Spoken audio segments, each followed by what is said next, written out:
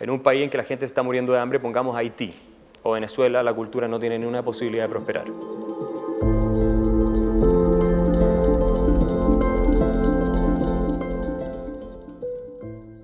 Porque la gente tiene que comer, está desesperada.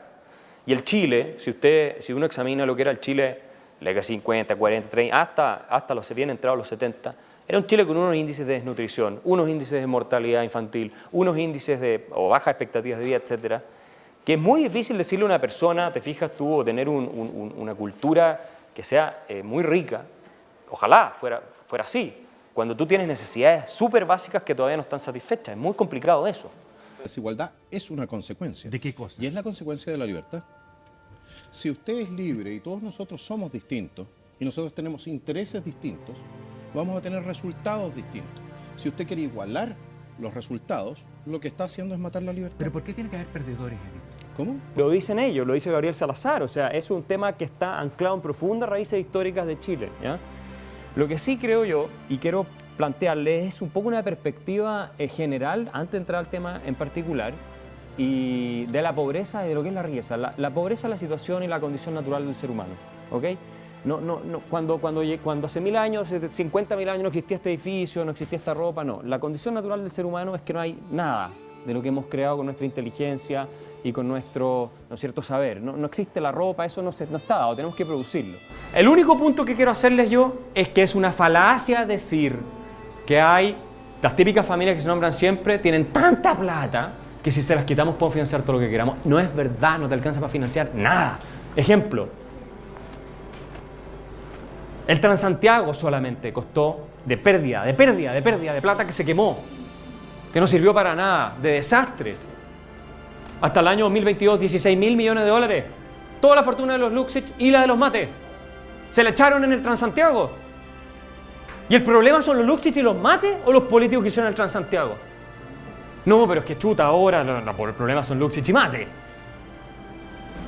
Que ellos pueden ser muy criticables por muchas razones, pero a ver, guardemos la proporción.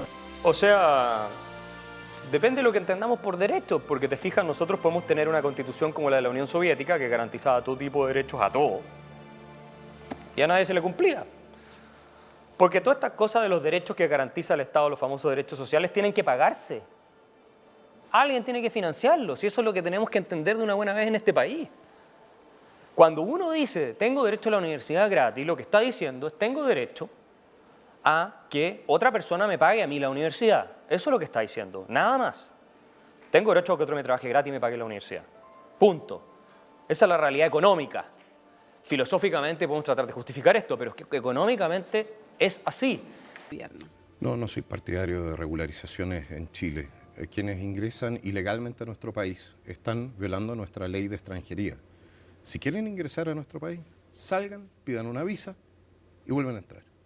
Pero cumpliendo con nuestras normas, cumpliendo también con nuestra ley migratoria. Yo creo que la regularización lo único que hace es premiar una acción ilegal.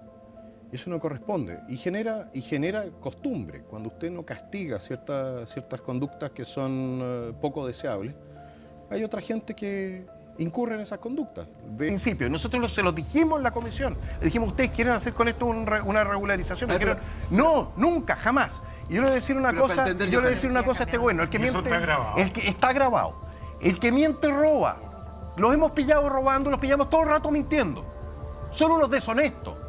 Incluso en comisión a los parlamentarios, a los representantes del pueblo de Chile, les mienten en la cara. ¿Hasta cuándo no tienen un mínimo de pudor? Pudor, es vergüenza lo que se les exige. Por último, si querían hacer con esto una regularización, díganlo, no mientan. No sean chuecos, no se puede hacer acuerdo con gente que no es capaz de mantener y sostener su palabra. Yo le voy a decir una cosa, la gente que está entrando ilegal a Chile lo está haciendo porque cuenta con que van a ser regularizados. Claro.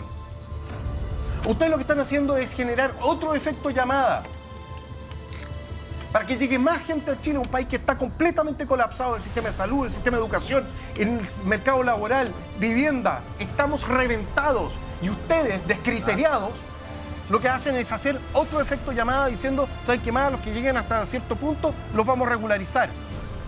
¿Sabes qué? Yo no les voy a dejar pasar esto. No se lo voy a dejar pasar. Y voy a buscar. Voy a buscar no solamente los videos, sino que voy a buscar también si existe la posibilidad de hacer valer las responsabilidades políticas respecto a la ministra del Interior, si esto efectivamente se transforma en ley. Porque no nos van a haber mentido gratis. Y aunque pierda nuevamente una acusación constitucional, me importa un cuesco. Pero ahora hay que ir a responder por esto. No puede ser que nos mientan así. En estos casos de menores fallecidos, en el Sename ha iniciado la Defensoría de la Niñez Acciones Penales. Tenemos más de 1.300 niños que estaban fallecidos en el Servicio Nacional de Menores y hasta el momento yo no he sabido de muchos procesos abiertos por la muerte de los mismos. O sea, alguien tiene que ser responsable, alguien se tiene que haber querellado y alguien tiene que haber continuado con las investigaciones. Y si no se ha continuado con las investigaciones, me encantaría saber por qué y quién ha paralizado esas investigaciones, porque tendría que ser una persona con mucho poder o un grupo de personas con mucho poder. Segundo, ¿en cuántos casos se ha hecho lo propio en razón de abusos sexuales cometidos tanto del Sename como del ahora llamado Servicio Mejor Niñez, que también sabemos que es un tema masivo? Tercero, ¿ha observado la Defensoría de la Niñez irregularidades en los tribunales de familia a la hora de retirar a menores de sus familias en razón de su situación de pobreza? También he recibido noticias de que a familias que no están en condiciones de pagar un abogado, se les quitan los hijos y se les entregan a esta máquina de moler carne que es el Servicio de Mejor Niñez. Hay una cuestión que en inglés se llama accountability y que no hay una traducción exacta al español, creo yo, pero me pueden corregir. Que cuando estas cosas pasan en otros países, ruedan varias cabezas y los cambios se hacen inmediatamente. En Chile llevamos ¿cuánto tiempo de eso discutiendo este tema y se sabe que los problemas están y no hemos hecho absolutamente nada? Más de 27 años. Y yo no puedo, digamos, estar tan de acuerdo contigo en eso. ¿A ti que te gusta el tema de los incentivos? Estoy de acuerdo. El sistema está mal diseñado. ¿Y por qué, nosotros trabajamos, Matías, pagamos impuestos, tenemos un Estado que se supone que resuelve problemas colectivos como estos, ¿verdad? Para eso pagamos los impuestos, para eso hay autoridades Respóndeme elegidas. una cosa. ¿Por qué no se resuelve? Y a nosotros el Estado, una vez más, porque este no es lo único en lo que fracasa el Estado. ¿En qué no fracasa el Estado? ¿En qué organización reparto estatal está funcionando bien en Chile hoy día? A ver, denme un ejemplo. No, la pregunta es otra. No hay nada. Axel. Entonces, No, porque una estamos vez hablando, más. no, Axel, Axel, es abusivo, es abusivo. No, porque estamos hablando de los niños, porque lo otro puede funcionar más o mejor, pero tienes alguna uña con la que mayor arrancarte, razón debiéramos estar indignados con nuestras autoridades. Con mayor razón. Pero es que no puede, ¿sí o no, Edison? Aquí la sociedad tiene que entender, si no le interesan los niños, por último, que con sus impuestos se han estado vulnerando. Que yo creo que a lo que va. Con los impuestos de todos los chilenos se estaban vulnerando niños. ¿No es cierto? Tenemos impuestos europeos y tenemos servicios prácticamente africanos. O sea, ¿en qué está quedando todo ese dinero? La justicia social es una completa falacia. Cuando ustedes, mira, hagan el siguiente análisis y con esto paso a la segunda. La justicia social, cuando ustedes dicen que existe justicia social o injusticia social, ustedes están diciendo que la sociedad puede ser justa o injusta. Cuando dicen que la sociedad puede ser justa o injusta, están diciendo que la sociedad tiene voluntad. Están diciendo que la sociedad, al tener voluntad, además tiene inteligencia. Existe una inteligencia social, existe una voluntad social, existe un acto social. Son puras cuestiones metafísicas, abstractas, que no tienen absolutamente nada que ver con la realidad. Existe, si nosotros fuéramos todos aquí la sociedad, ¿existe una sola voluntad de todos nosotros que decide y actúa? Posible. No somos capaces de ponernos de acuerdo en cosas básicas y va a existir algo así como la justicia social, pero... En la crisis en la que se encuentra el país en este minuto, tienes que tener a alguien dispuesto a tomar decisiones difíciles, duras, que implican costos y que esté dispuesto a asumir esos costos. Por ejemplo, ¿qué cosas difíciles? Bueno, en materia de orden público, tienes que darle mucho más respaldo a Carabineros y Fuerzas Armadas para que pueda hacer su trabajo, y hacer su trabajo implica correr bala, implica que corra sangre, implica que muera gente. Te van a acusar todas las organizaciones del mundo de que estás violando derechos humanos, haga lo que haga, si hasta a Piñera le pasó. Después el tema migratorio, tienes que ordenarlo, etcétera. O sea, hay un montón de decisiones que yo no estoy seguro si es que, por ejemplo, Evelyn Matei va a estar dispuesta a tomarlas como tiene que tomarse. No creo que ella sea incapaz de tomarlas. Ella podría ser capaz de tomarlas. Pero dudo, dado la trayectoria de Chile Vamos y el entorno en el que ella se mueve, que esté dispuesta a hacerlo. Senadores se han destacado, me van a disculpar los senadores, ¿ya?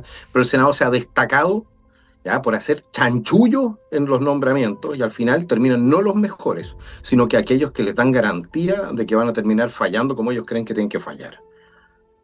No puede ser que un juez le deba algo a alguien. No puede ser que el fiscal nacional le deba algo a alguien. Deben deberse a la ley, única y exclusivamente a la ley. Y la facultad y la labor de los parlamentarios y jueces debe ser que apenas veamos que un juez se extralimita en sus funciones o no hace cumplir la ley o lo que fuere, perseguirlo y sacarlo. Pero no nombrarlos. Nosotros tenemos que sacarlos, pero no nombrarlos. Creo que el caso del 73 y el tema del 73 tiene que ser cerrado de manera definitiva. Sí. ¿Cómo se cierra de manera Yo definitiva? creo que si este país fuese un país decente, haría una ley de amnistía. Si la clase política fuese una clase política decente, haría una ley de amnistía Si usted fuera presidente. Usted es presidente y tiene la facultad de Yo indultar. voy a indultar a los uniformados que han sido condenados en razón de cumplir su deber el 1810. Y sin duda que voy a revisar todos los casos para atrás respecto de la forma y de los procesos que se llevaron. Y si no hay, y las presunciones de derecho en materia penal van a ser razón para indultar. Las presunciones de derecho en materia penal. Exactamente. Si usted presumió de derecho la culpabilidad de una persona, si un juez presumió de derecho la culpabilidad de personas. Usted va a indultar. Sí. Pero, diputado, Bueno, en el caso de lo que sucedió el 1810, nosotros vimos que la Fiscalía utilizó mucho más recursos persiguiendo carabineros que persiguiendo a los delincuentes que estaban destruyendo nuestro país. Y eso no va a repetirse. Eso no se va a repetir. Con los instrumentos que tiene el Estado y que tiene por lo demás a su disposición la Presidencia, entre otros el Consejo de Defensa del Estado. es que es el punto. Vamos a interponer, lo que sucede es que si usted Pero tiene... le puedo hacer una pregunta. Sí, por porque supuesto. si yo no estaba discutiéndole si usted discrepaba con la Fiscalía, si tenía críticas fundadas o no. Mi pregunta iba a otro tema, que se supone que hay normas en un Estado de Derecho. Sí. Obstrucción a la justicia, por ejemplo, es una. Está bien, pero usted no puede tener ahí mismo a un fiscal porque no está tomando las medidas. Tendré que pedirle la autorización a otro fiscal y si no voy a tener que querellarme contra todo. El Por punto eso, es el siguiente. a lo que yo voy es que es grave cuando un candidato presidencial dice no es grave. ahí mismo vamos a detener a los fiscales. Grave es no cuando respetar las normas. grave es cuando la Fiscalía no respeta la norma. Todo grave. Grave es cuando hay un golpe de Estado en curso y el Poder Judicial se hace leso. Que la opinión pública giró hacia soluciones de derecha, porque es muy fácil hablar de fronteras abiertas cuando tienes pocos inmigrantes en tu país y hacerte el bueno, ¿no es cierto? Toda esta cosa hipócrita de que vengan todos, pero cuando ya está arruinando tu calidad de vida, cuando ya tienes problemas serios en que la masa mayoritaria de la población dice esto tiene que frenar, entonces los políticos cambian el discurso. O sea, yo no puedo imaginar al Frente Amplio con su mismo discurso volviendo al poder en 6 años. Funcionarios públicos que se caracterizan por ineficientes, ¿verdad? Se caracterizan, no todos son así, pero se caracterizan en general el Estado por ser ineficiente, por ser despilfarrador y bastante corrupto. Y a ellos les queremos dar, no son capaces de repartir condones que funcionan, a ellos les queremos dar el control del sistema educativo en Chile.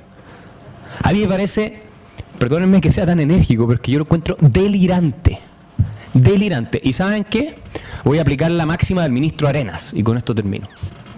El ministro Arenas, cuando hizo la reforma tributaria, ustedes todos se acordarán, y juró que esto no iba a tener ningún impacto sobre la inversión en Chile y que el crecimiento económico iba a ser espléndido, de todas esas charlatanerías que dijo, y nosotros le dijimos, ministro, usted con la reforma tributaria que está pasando le va a dar un golpe fenomenal al crecimiento económico y a la inversión. El ministro Arenas, ¿qué nos contestó el ministro Arenas? Júzguenme por los resultados, dijo. Ahí están los resultados. Un país, ¿no es cierto?, con los peores indicadores económicos de los últimos 40 años. En parte, no solamente, pero en parte importante por la reforma tributaria, según el mismo Fondo Monetario Internacional. ¿Qué es lo que va a pasar con esta reforma educacional? Acá podemos discutir todo lo que queramos, todo lo que queramos. Yo los invito a ustedes, en un par de años más, a juzgarla por los resultados. Hombre enorme en el Poder Judicial. Y si tú no resuelves eso, da lo mismo que en gobierne. Por eso tú necesitas un acuerdo, ojalá lo más amplio posible. Porque acá, yo lo vengo diciendo hace 10 años, acá está en juego la subsistencia del sistema democrático liberal en Chile, que ya está bien deteriorado, bien corroído, ya cada vez más simbólico. Vean cómo la popularidad de la democracia está colapsando en las encuestas. Si no se hacen cargo de esto, después no lloren porque ustedes van a haber sido los responsables, los que están hoy día en el poder, los que están de hace 15 años en el poder. Es así de sencillo. Y tienen que hacer algo en el Poder Judicial, tienen que hacer algo en la economía y tienen que hacer algo en el sistema de seguridad. Y voy a decir una cosa, no pasa por desarmar a la gente honesta, que el gobierno quiere que queden todos sin armas para que no puedan defenderse los delincuentes. Nosotros en Chile ni siquiera podemos tener guardias armados en los malls, los restaurantes, como tienen en todas partes con este tipo de problemas. En todas partes hay. Ni porque la ley no te lo permite, en los bancos puedes tener, en ninguna otra parte. Entonces, ¿qué pasa? Política pro mujer. Se da cuenta que el Servicio Nacional, o sea, que el Ministerio de la Mujer no está haciendo ningún aporte, ningún aporte medible. Usted no valora, digamos, que exista un ministerio dedicado a las políticas públicas, a impulsar políticas públicas para que haya equidad de género, para que haya esa igualdad entre el hombre y la mujer y las oportunidades. Ha sido un meridiano desastre por lo demás el Ministerio de la Mujer. ¿A qué se refiere? ¿Por qué? Ha aumentado la violencia contra las mujeres desde que existe. Está el aumento del desempleo. ¿Cuál es el contrafactual si no existiera el ministerio? ¿Cómo? ¿Cómo sería el contrafactual si no existiera el ministerio? Bueno, a lo mejor habría más violencia contra las mujeres. Yo estoy diciendo simplemente que es inútil. En la práctica... ¿Pero cómo lo medimos? En la práctica, bueno, nosotros vemos que el Ministerio de la Mujer fue creado con un objetivo específico, ¿ya? Y esos objetivos no están siendo alcanzados. ¿O no? Incluso en la misma moneda no están siendo alcanzados.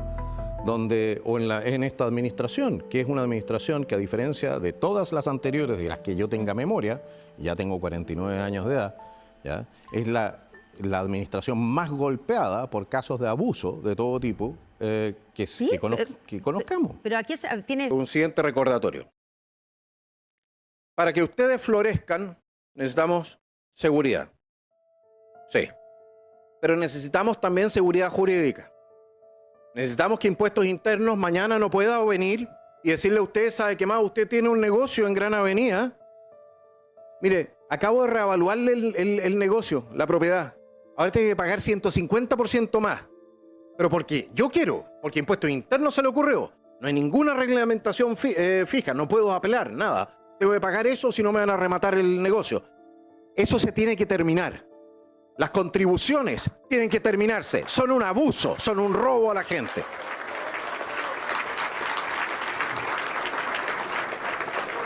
El impuesto patrimonial, el impuesto a la herencia, son impuestos nacidos de la envidia. Son impuestos que nacen de aquellas mentes que creen que el capital es una forma de pecado, que el haber ahorrado en la vida para los hijos es una forma de pecado. Pues les voy a decir una cosa, no lo es. Es el resultado del trabajo honrado. No es pecado.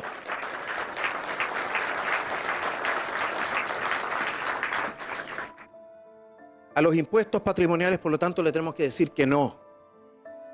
Tenemos que eliminar los impuestos patrimoniales porque son un ataque a aquello que nos permite a nosotros avanzar hacia el desarrollo, que es la acumulación de capital. Sin eso, si vamos a andar castigando a la gente por el tamaño de su casa, por los metros cuadrados de su techo, vamos, ¿en serio? Son impuestos que tenemos que reducir. Tenemos que reducir el impuesto a la renta, tenemos que reducir el impuesto a las empresas, tenemos que reducir los impuestos. ¿Y cómo lo vamos a financiar? Bueno, damas y caballeros, vamos a tener que despedir a cientos de miles de personas que han sido contratadas durante los últimos 10 años en el aparato público por razones políticas y no porque estén entregando un servicio como corresponde.